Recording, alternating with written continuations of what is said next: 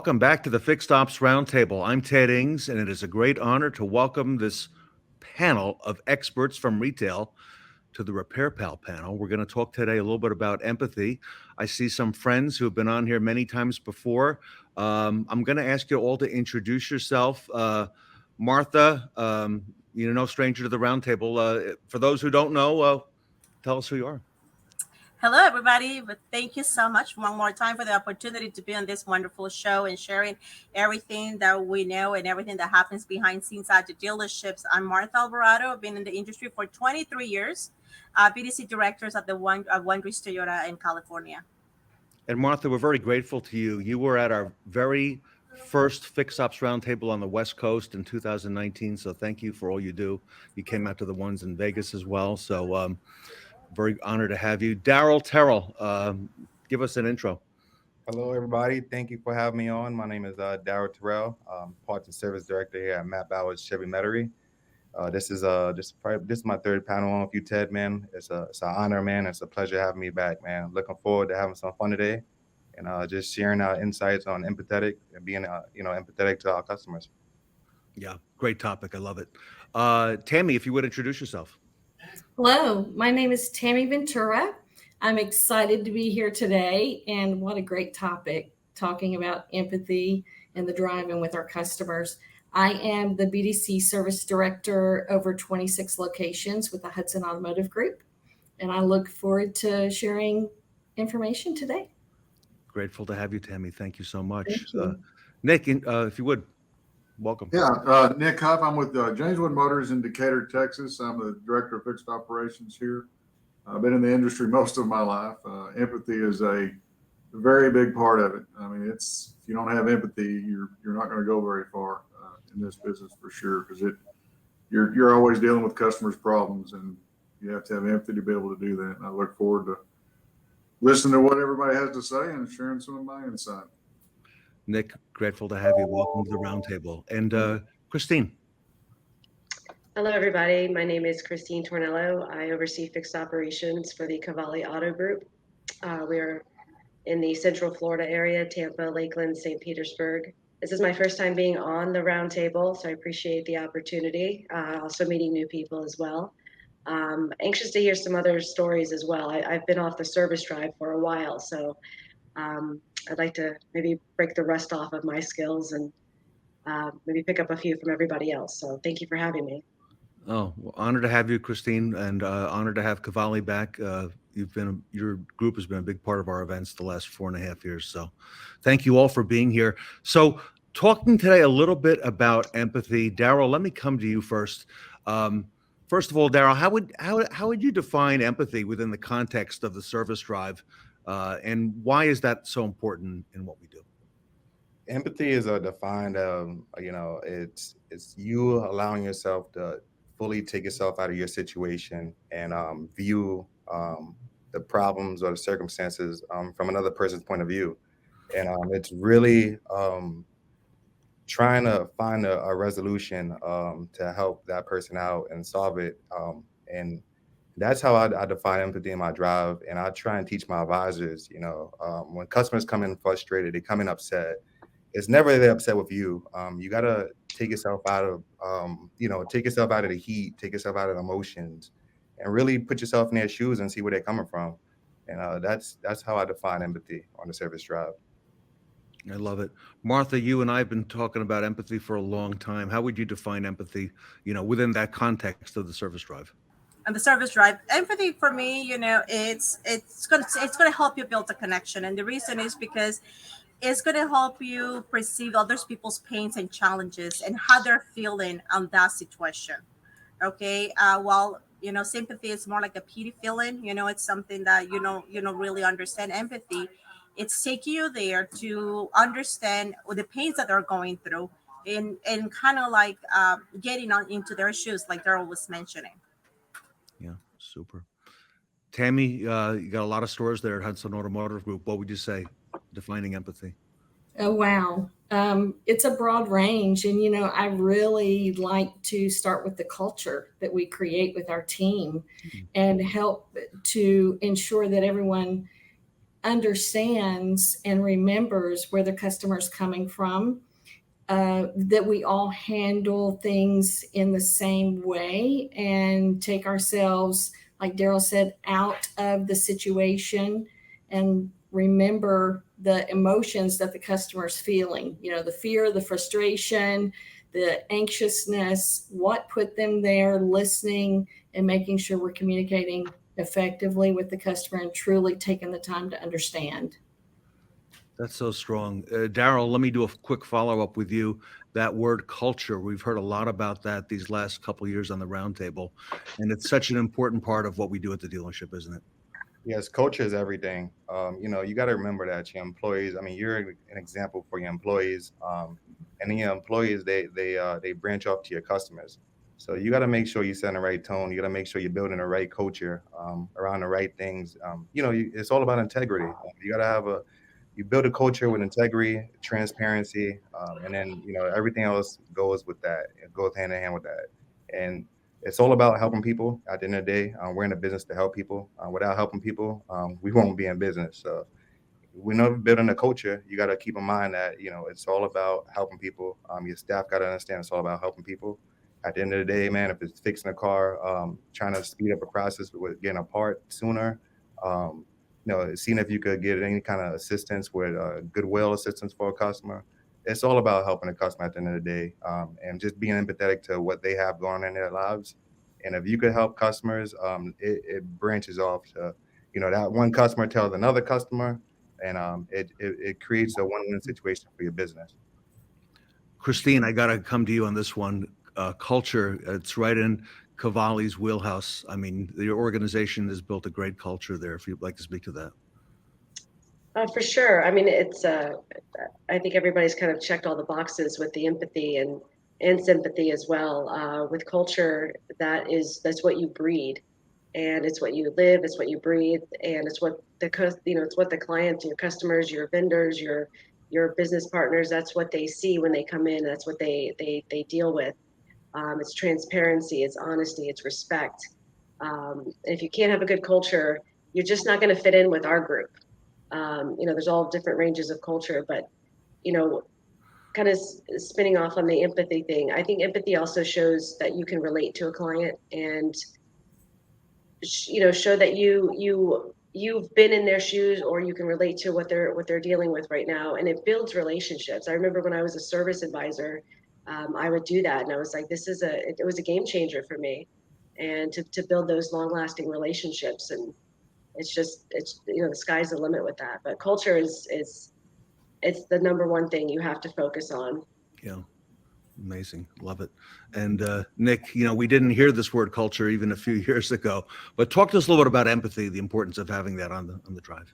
Well, it's very important. I mean, you're dealing with a customer that's in a situation. It's, their car's not working. There's something wrong with their car. And that's not always what is causing their angst in that situation. You've got to actively listen to your customers and understand what's causing their frustration and have empathy towards it and figure out a solution, because fixing the car is not always the solution that they need at that time.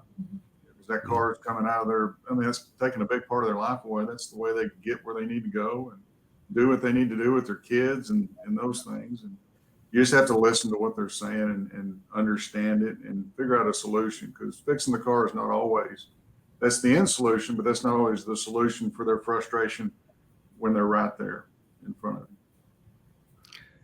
Daryl, you've worked with RepairPal for, a long time. Any stories you want to relate in terms of empathy? And, I'm hearing the word communication as well, and being, communicative of empathy as well. Yes, most definitely. I would love to share a story. So I was doing my lot inspection when I was walking a lot, and I seen a car that it's just been, I've seen it sitting for a long period of time. So I decided, I said, look, let's get this car out of here. Let's call the tow truck company. Let's send it out of here. Tell the customer to come pick it up. So I go back to my office. I make the phone call, and I call her up, and I'm like, hey, ma'am, your car been here for a long extended period of time. I need you to come, tow it out of here because we don't have any more space for any other vehicles. And she said, no problem. Look, please, just don't tow it out of here. I'm going to come pick it up. And I'm like, all right, no problem. So she comes up like probably 3 hours later. with a tow truck. And I'm like, hey man, she's like, yeah, I'm here to pick my car up. And I'm like, all right. So I said, ma'am, what did you like? Why aren't we fixing your car? Like, why are you towing the car out of here? And she says, because I need an engine assembly and I'm a teacher and I'm on a fixed income and I can't afford to put an engine in this car. So, I said, look, ma'am, give us, let me see if there's anything I can offer you before you tow this car out of here. The lady sat in my office, man, she broke down in tears. She was like, man, if it's anything you could do to help me out because I cannot afford the price of the engine. And I was just like, man, like you're a teacher, you're helping out the city of New Orleans, public schools.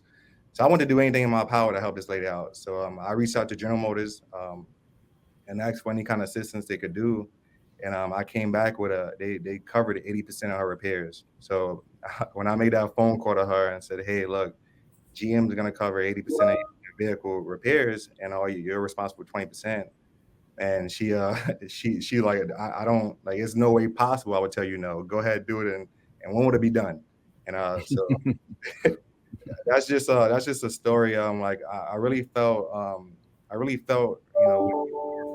she came to pick the vehicle up, it was just something that I knew she wanted. Like when I talk about being empathetic, like and putting myself in her shoes, I knew she wanted to, get the repairs done, but she just wasn't able to. So I put myself on her shoes, and I wanted to find a way to help her out, and that's what we was able to do. We was able to help her out, and now she's driving her car again, and she's able to get back and forth to work without taking the city buses to work, and she has a reliable transportation.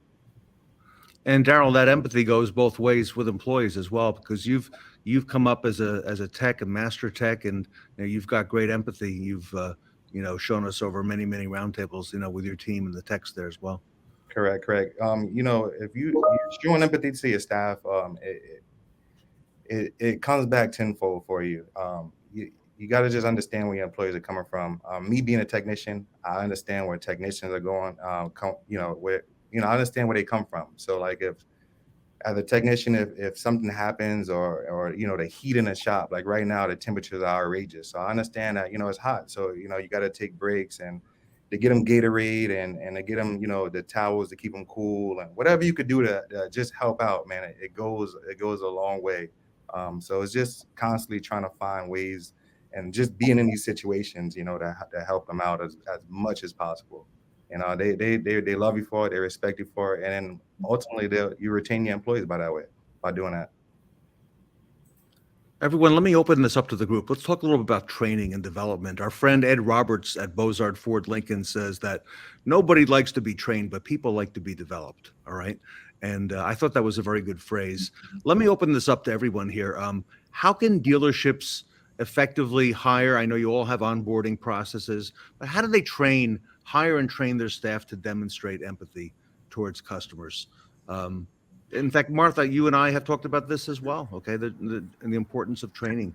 If you'd like to lead off on that, then I'll open that up to the group, whoever likes to answer that as well. Sure. I think one of the most important things is that we practice empathy towards each other.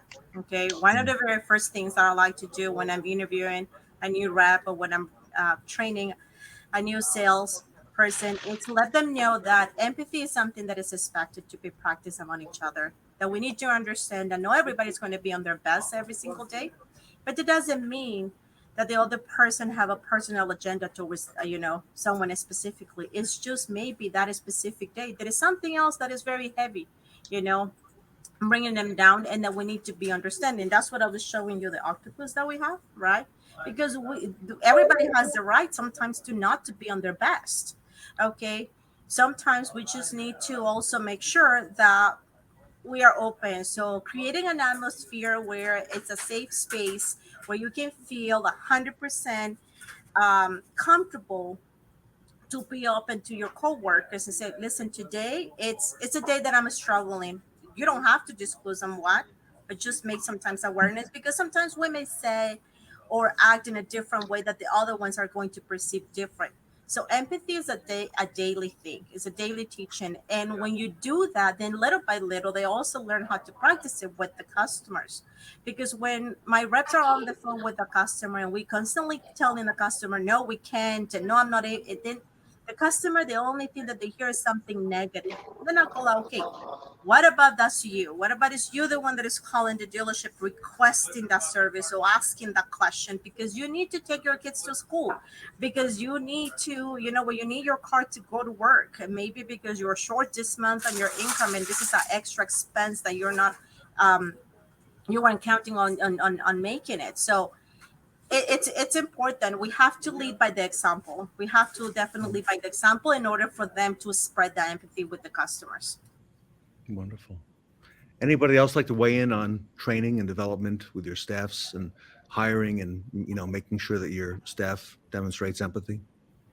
Yes. Well, I think one way you can do it is just paying attention to your staff. I mean, listening to them, watching their mannerisms from one day to the next. You can read their body language and understand one day they're struggling. They don't have to speak that they're struggling, but you just know they are, and just meet them somewhere as you're walking down the hall and just say, hey, come talk to me for a minute. You just ask the question.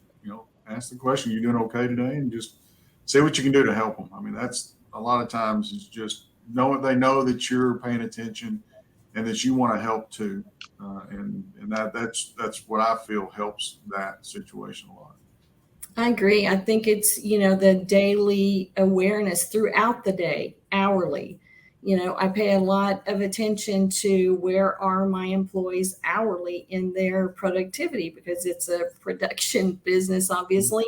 So where are we? And am I noticing that someone is not where they normally are? And I usually pull them aside and say, hey, it just seems like you're struggling a little bit today. Is there something that you need to share? Do you need to take a moment? And I think it's us as leaders and managers noticing and being aware of our team. Sometimes they're not going to be the person that's going to come to you and say, I'm struggling today. It's up to us to recognize that. And that's what teaches them in return to be able to share that with our customers, because they're learning it from their leadership. Love it. Fully agree with everything everybody's saying. I think it's mirrored. I don't get a chance to necessarily watch the advisors, but I watch my service managers and my parts managers, and it is body language. And I think if you lead by example, it's just, it's situational awareness. It's just watching what's going on. And, I tell them, listen, when was the last time you were let down at a place of business, or you had a bad experience, and how did that make you feel? Why do we want to do that to our customers? We want to be better and have a better transaction for our clients, so we build longer relationships. Because that's, everybody's so desensitized and everybody's so, tensions are high. So let's break those barriers down and show that we're human beings, and we have to live and play together. I agree. And part of the training that I like to teach my advisors is the power of no. When a customer come in frustrated and you tell them no, it's just adding gasoline to the fire. So rather than say no, just find a way. Look, I'm going to help you out. This might not work today, but we have a better option that'll be available tomorrow. So just understanding the power of no, that's always a no-win situation. And I try and teach my guys just to keep that word out of their mouths and just find solutions. Customers don't want to hear no, they want to hear solutions. Yeah, if you tell them no, you better have some options for them. Correct. Right. Everyone, do you agree that that's something that perhaps we should train also as leaders at the dealership? Because empathy comes into this. Empathy. Yeah, go ahead. Definitely taking that word out. It's very hard, especially like for myself, and Tammy, I think dealing with the BDC reps, making sure that word doesn't come out so easy when they're talking and speaking to customers over the phone. Because one more time, it's like when we're little kids and we're told no, right? We close our options. We don't want to hear anything else. And everything changes. So being able to use different words, okay? Words that they're going to drive the same results, but they're not going to have the impact, the negative impact, because it is. There is a saying, right? It's not what you say, it's how you say it. But at the end of the day, it's not about that. It's how I make you feel. Okay. So it's how I make you feel about the words that. So choosing the right words, it's a constant training them on like what to say, how to say it, and also that to make sure that it comes out as a human, as an authentic option, not something from a script, not something that you just want to read for them to be happy about it. Yeah. Right. We train on that quite a bit, on best practices, transfer opportunities, what to share with the customer, how to search for options for the customer and be able to get them to the next level and diffuse the situation with the customer instead of increasing it. So when we have that scenario, we'll bring the BDR in and I'll pull them immediately to listen to the call and say, just pause throughout the call and stop at each area and say, if you had done this here, it may have turned into this instead of this. And that seems to be very effective. I think it's important understanding the why. We always talk about understanding the why and why we're doing what we're doing and how it affects the customer and the dealership and everyone down the line. It's a domino effect. So it's critical to train that. And Tammy, this empathetic process begins, as you just alluded to, before the customer even gets to the dealership. That's while correct. They're in the process of making an appointment or asking questions, which I imagine many customers do. That is correct. Absolutely. We can determine a person's mentality before they walk into the dealership, and they either walk in with a mentality of carrying a weight or they walk in with a mentality that they're in good hands and that we all work together as a team. And a lot of times we set that tone. And Nick, we got to make sure there's no disconnect, right? When the customer gets to the dealership, that we remain empathetic out of the drive. Yeah, you got to listen. I mean, that's one of the keys, is to listen and just understand their needs. I mean, that's the biggest thing, and show that you genuinely care. Because usually when they get to us, that warm fuzzy feeling that they had when they bought that vehicle is generally gone. That's right. It's a problem now, and you just got to figure out a way to fix their problem. Like I said, it's not always the car being broke that's the problem. Right. And to your point, Nick, it's important for all of us to recognize that we're working together as a team. We are team members.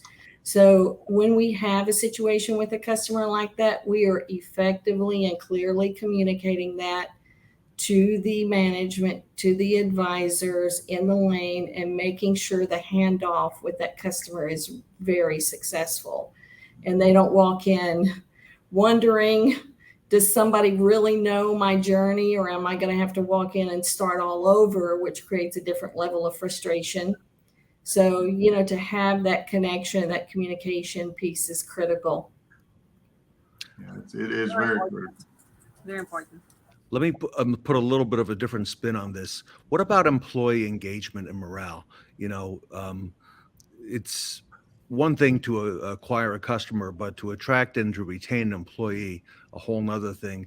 When you as a leader promote empathy in your interactions, does that impact the job satisfaction of your employees? Absolutely. Because it permeates. I mean, it's infectious. Yeah. I'm sure we've all had associates that we've worked with over the years, or may still have at our stores, that they're just negative all the time, and it's just cancer. It brings everybody down. So if we minimize it, we can never eliminate it, but if we can minimize that or keep that really under control and really promote a good working environment, hitting every nail on the head with what we need to do so our customers just get the best end product, then we're winning the game. But excuse me, something in my eye. Yes, I'm sorry. Go ahead. Makes sense. That's correct. That's correct. That's a huge part of it flowing over into the dealership. That's a huge part of the connection, is the team working together. I have 50 BDRs, and as you can imagine, there's a lot of personality differences and how we communicate and how we get along. So, we have a lot, it's consistency, staying very consistent with our message, communicating very often and consistently, not swaying having empathy and not sympathy, and accountability. So the accountability is there, the empathy is there. We are there to support each other. We do have a job to perform. We have very clear expectations of what that is, and we look at it all throughout the day. And, at the end of the day, before they leave, we talk about what their day looked like, what tomorrow looks like. So staying consistent with your message to your employees is really critical.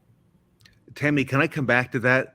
And I want to come back to consistency as well. Did you say you have 50, I know it got Martha's attention, 50 BDRs at the Hudson Automotive Group? That is correct.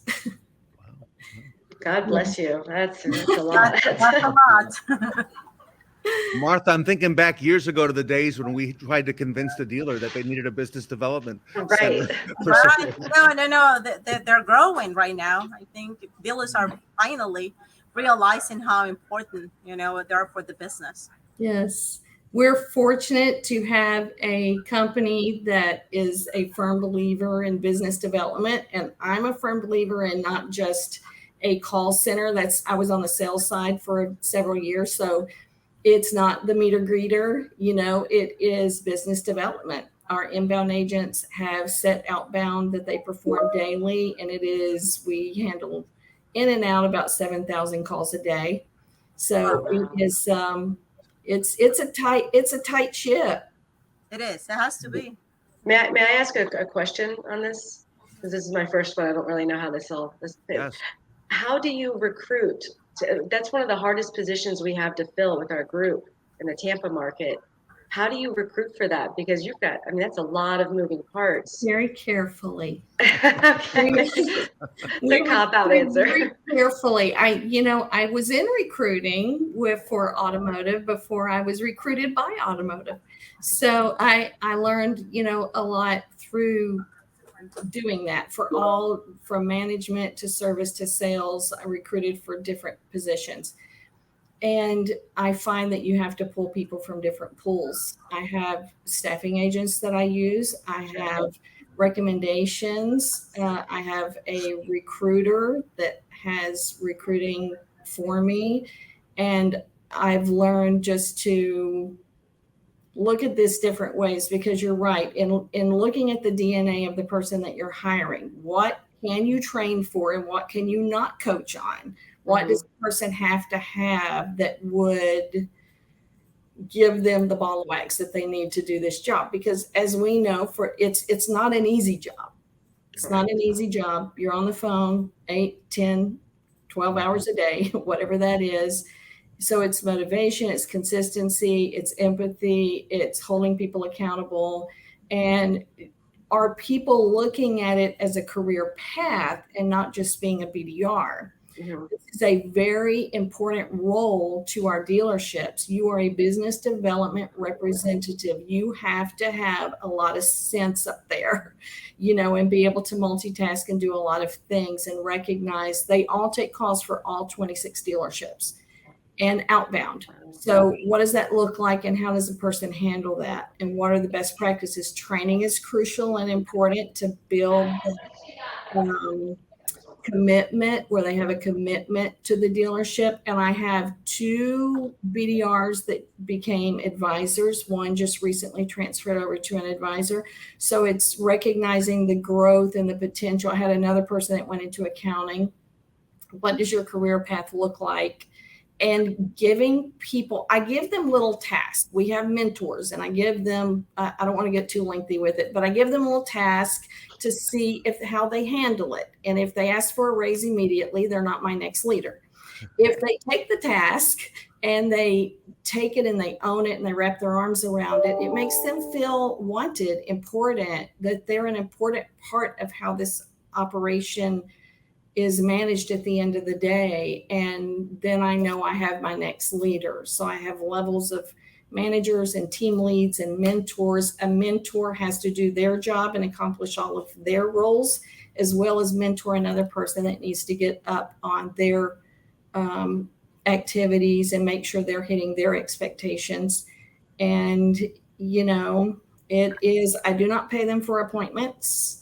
I pay them on hitting overall goals and hitting the conversions on those goals. And so there's no fighting over, who got the appointment, who did not, and all that. So anyway, we started with one dealership, and then we had 4, and we had 4 people, and now here we are. But a lot of changes have happened throughout the months. Everybody, you reminded me that we're not just in the car business, we're in the people business. We're all psychologists, right? And a lot of that as well, Christine. Yes. We're talking to a panel of retail leaders today at the FixedOps Roundtable, talking about having empathy on the service drive. Last question for all of you today. We are now squarely in a digital age. The process, not just for buying a car, but for servicing a car, begins online. No question about it. And customers are looking to see that there's consistency in the messaging that's online as well as when they come into the dealership. So I'd like to kind of close with this question to all of you today. RepairPal is in the business of providing consumers with a trusted source that they can look to make sure that everything that we're saying is accurate and true, and see what's out there. And we're not, as dealers, sometimes we're thought of as being the high price, yet really we're not always the high price. Let me just kind of open this up to the group, because I know most, if not all of you, are RepairPal and RepairPal certified. Has any of the tools, or have any of the tools that RepairPal has provided your dealership helped to provide a positive experience for your customers? Yes, absolutely. RepairPal, we use the RepairPal estimator. All of my service advisors use it, and then we also have the RepairPal estimator on our online page, and so our customers are able to access it online from whatever location, wherever they're at. But it helps out tremendously, because it cuts the assumption from from our customers that the dealerships are priced higher than any other shops. And it helps to drive traffic. And RepairPal, they drive tow-ins. We have referrals from them. I'm a strong advocate for RepairPal. They have worked wonders for my business, and we're averaging over $1,000 per repair order from every RepairPal customer. So RepairPal, it helps increase our business, and it helps create transparency with customers that we would never have had, because they have the assumption that we're more overpriced than any other place locally. Well, love it. I agree. Go ahead. Go ahead. What's that, Martha? Thank you. Yes, definitely. I agree with Daryl. RepairPal helps you build that trust. We need it so much in the service drive. There is so many tools in the sales side where customers can go ahead and compare, right, their prices. And let's be honest. A lot of us, I think, when we're gonna go and buy something, the first thing that we do, right, is check how much is going to be on Amazon, right, before, and see if we can find it for less. So money right now, it's something that is very important. Well, it has always been, but more now than ever. And I think we have felt that in the sales and the service side, where customers are being more conscious about the expenses that they need to make, and they're questioning more the repairs. But also the shift of the market after the pandemic, where we're keeping the vehicles longer. So now we're seeing more other the major repairs coming back, because customers are not trading in these vehicles as often. So having this tool where we can refer them, where they can see it's a third party provider, where you are able to compare and see what is out there. And when we're talking, Tammy, about the BDC reps, we have to make sure that we build ownership with them, so they can understand the service that we're trying to provide is going to help us, here at the dealership, because at the end it's a performance number, right? But if they don't have that trust on what they represent, if they cannot say, yes, we do a good work, we do an honest work, and it's something that it's affordable, then it's going to be very hard for them to deliver the message. And this is also a tool that they can go ahead and use and compare and say, hey, you know what? Like Ted just said, we're not the most expensive place. So it gives them more security, like when they're explaining things, to the customers. That's correct. And I have always been a firm believer, whether I was on the sales and or service side, and both at one point for a few years, I'm a firm believer in bringing the vendor in and making sure my team completely understands what it's about, how it operates, and how it supports the stores. If we don't do that, if we don't give them that education, they don't know what to do with it or how to share that with the customer. And we've had a lot of success stories where customers have, from our advisors, like you said, Daryl, using it in the lane to share it with customers from surrounding competition, to in the BDC, helping the customer better understand that we are not the most expensive. If they go to, whoever, Mr. Jack, Johnny Mac down the road, they are, they're getting their money from somewhere, right? So what does that overall picture look like compared to the dealership? I have had my own experiences getting my car fixed elsewhere and then ending up at a dealership years ago and thinking, I will never go anywhere else because of empathy in the lane and because that person took the time to make me feel comfortable and help me better understand, what it costs to take care of my car and the difference between going to a trained mechanic for my particular brand and going to someone down the road that was not familiar with my brand. And let me come to Nick and to Christine that bring it home. Nick, there's a lot of sources out there for information, but they're not all trusted sources. Speak to us, if you would, a little bit about that. Yeah, I mean, RepairPal, it helps us a lot to give that customer that peace of mind that, we've Peace of mind. Third party, we're third party certified that we're where we need to be as far as price goes. I mean, it's amazing to me when I got looking at it, just I had to adjust some of my prices. I was way off, and I was way off in a really good way for the customer. It's like we race to the bottom sometimes, instead of taking care of our customers, and that's great point. It's a good resource for us for sure. And you remind us about peace of mind. Christine, bring it home. So we literally just signed up with RepairPal. So it's definitely a new partnership with us. But when Gino mentioned it to me and said I've got to set up a meeting, meet me at this store, I was like, another vendor? Oh God, okay, I got to sit through this. Let me see what game I can play on my phone while we're getting the presentation. But they did a great job. They had good energy with it, but the product was just, I was like, why haven't I ever seen this before? Why haven't I ever thought about this before?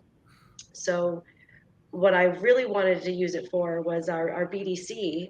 We do have a centralized BDC department that answers for all of our brands. And people do ask specific questions on, how much is this to do this Maserati repair, Alfa repair, Audi, VW.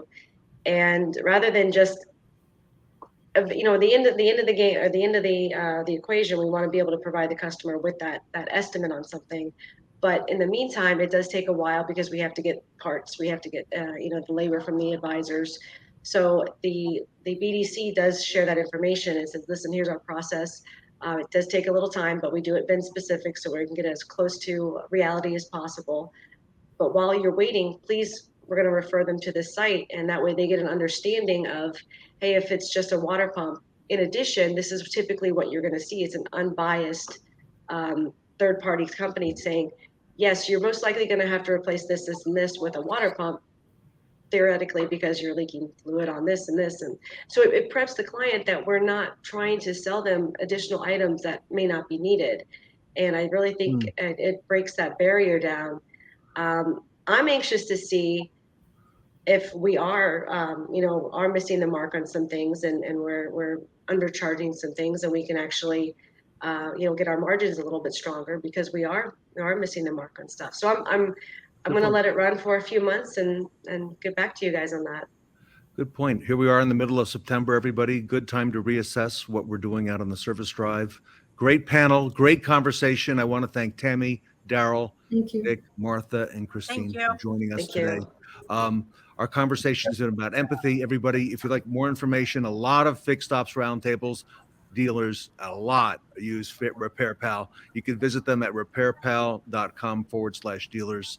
I know that Art Shaw, the CEO, has been on the show many times, and I've referred many of my friends and family in the dealership world to RepairPal. So on behalf of the roundtable, everybody, thank you so much for being with us today. The empathy panel with us today at the Fixed Ops Roundtable.